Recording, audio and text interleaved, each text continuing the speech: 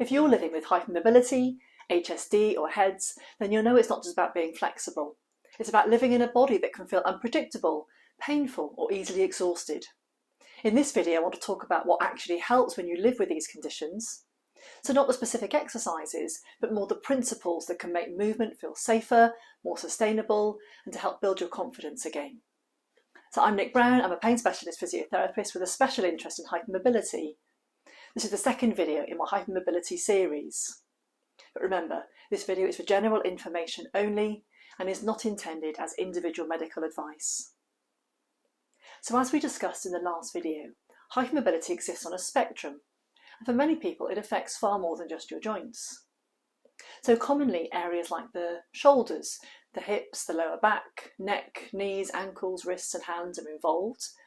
And this is often alongside more widespread muscle aches or headaches with fatigue. Connective tissue doesn't just provide structure, it also gives feedback to the nervous system about position, effort and safety.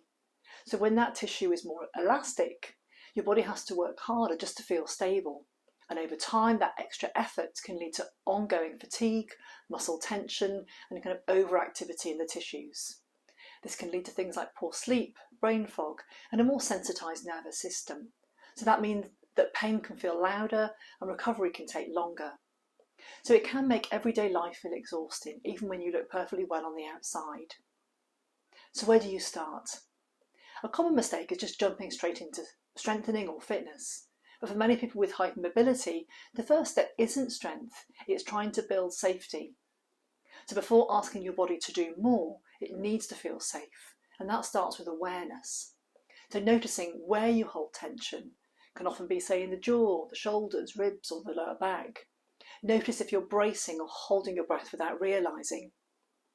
And then starting with some slow, gentle breathing helps signal safety to the nervous system.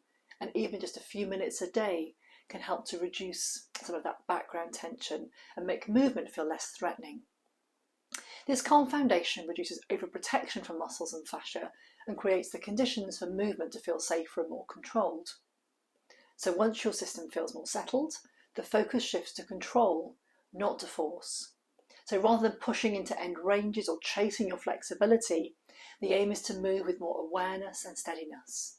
So we're not locking or hanging into joints, we're staying within a more comfortable mid-range. And this phase is about rebuilding trust in your body.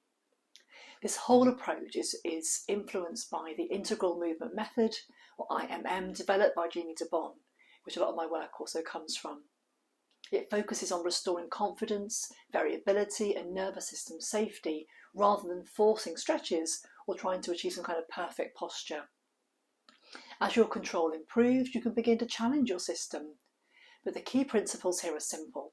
Progress gradually, prioritise quality over quantity, and stop before fatigue or flare-ups take over. Confidence doesn't come from pushing through pain. It comes from repeated positive experiences of movement that feels safe. So each time you move without more pain, your nervous system learns that movement is not a threat. There are also a few foundations that matter just as much as movement. So firstly, about pacing your energy. So where that is often limited or unpredictable. So pacing means working within your capacity rather than pushing until you crash. Alternate demanding and quieter activities. Rest before exhaustion sets in. Aiming for consistency rather than sort of boom and bust cycles. And that protects your nervous system and reduces flare-ups over time. Secondly, supporting sleep and recovery. Sleep plays a major role in pain sensitivity, fatigue and nervous system regulation. So rather than aiming for perfect sleep, focus on what's realistic. Regular sleep and wake times where possible, gentle wind-down routines that signal safety and predictability, and reducing late evening stimulation rather than just forcing relaxation. So better sleep doesn't fix everything, but poor sleep can make everything just feel harder.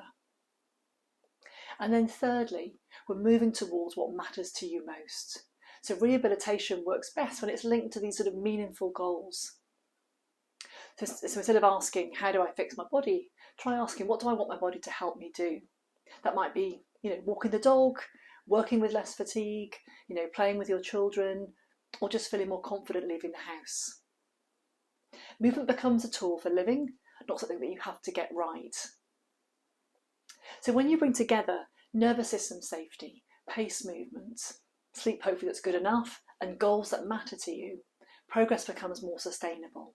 If you have associated conditions like POTS or MCAS, working with clinicians familiar with these can also make a real difference.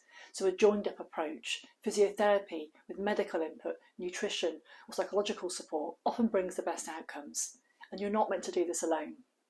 Connect with others who understand hypermobility and can be incredibly powerful. I'll link below to the hEDS Society, which runs local support groups for people with HSD and hEDS.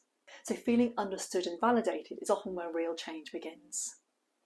Living with hypermobility can be challenging, but with the right knowledge, the right support, it is possible to move with more confidence and to live well.